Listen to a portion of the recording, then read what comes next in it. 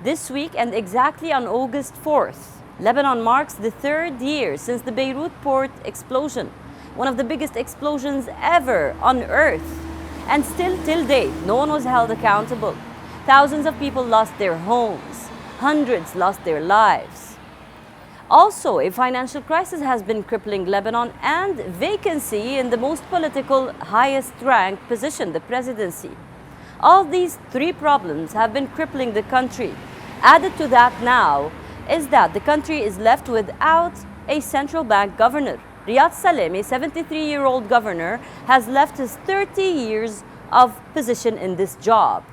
Some people celebrated him, while many Lebanese and 7 other countries hold him accountable for the biggest financial crisis in Lebanon. In the next story, we tell you all these details. Take a look.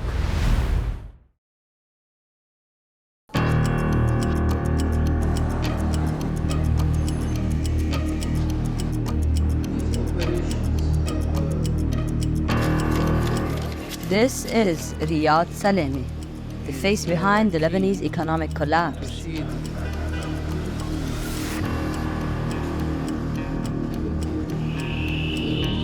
The architect of the doomed currency peg.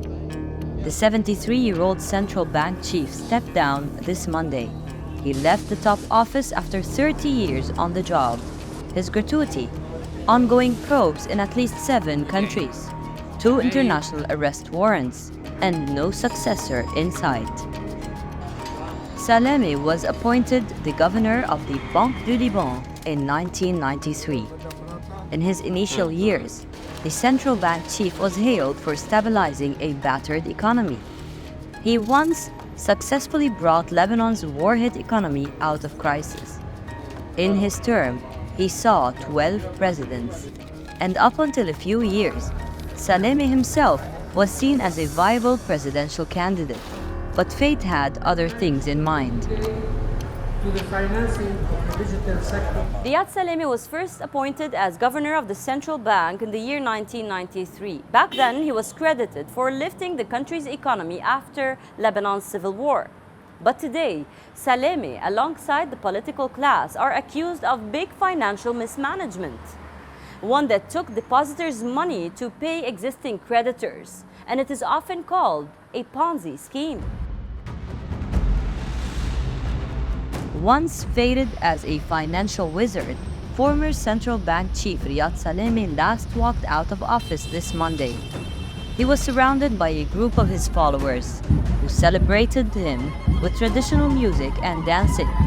The scenes on the streets show the deep divisions in Lebanese political society. It reflects loyalty to leadership which has been in power since the end of the country's civil war. Salameh's legacy was nowhere close to what happened on the streets. It is in tatters. When you Google Salameh, the top results will be linked to corruption allegations and financial mismanagement, how he dragged Lebanon to one of history's worst financial crises. Neither his accolades nor his wins. Lebanon's current financial crisis began in 2019 when the value of the Lebanese pound plummeted and inflation soared. More than 80% of the population is living in poverty. Bank withdrawals of hard currency are limited. What this means is that people are blocked from accessing their own money. In recent times, there have been several cases of people holding up banks just to get their hands on their own money. The country's foreign reserves have dipped below $10 billion.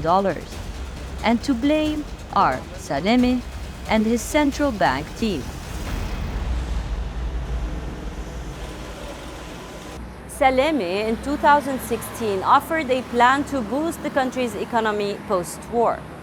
He attracted investors, especially from the Lebanese diaspora all over, with very high interest rates.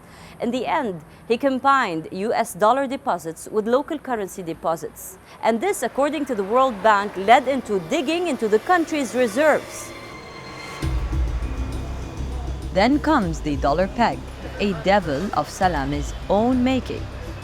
Lebanon has a fixed exchange rate against the dollar, And yet, the country runs mostly on black market system with varying rates. Lebanon remains largely dollarized due to the almost 100% devaluation of the lira. And if the troubles simmering home were not enough, Salameh's image was further tarnished as one European country after another began investigating whether he abused his power to embezzle public money. The former chief denies all charges. And just like the Lebanese presidency, the central bank is also bereft of a leader. For now, Salameh's deputy is serving as the interim chair. We are facing crossroads, either to keep the old policies, which is not an option, and we have seen the results. The Lebanese central bank's capabilities are limited. If we keep the old policies of funding and amounts of money in the central bank reserve will come to an end, then this means we have to switch to another policy, which is entirely stopping funding the government. By law, the chief of the BDL has to be a Maronite Christian. Mansouri is a Shia Muslim, so technically he cannot take over. As for Salameh's successor, the interim government has not been able to name one. Time is running out. Observers think an IMF bailout is the last option for Lebanon. But for that, Beirut needs to overcome its political crises and elect someone to lead the country out of this storm.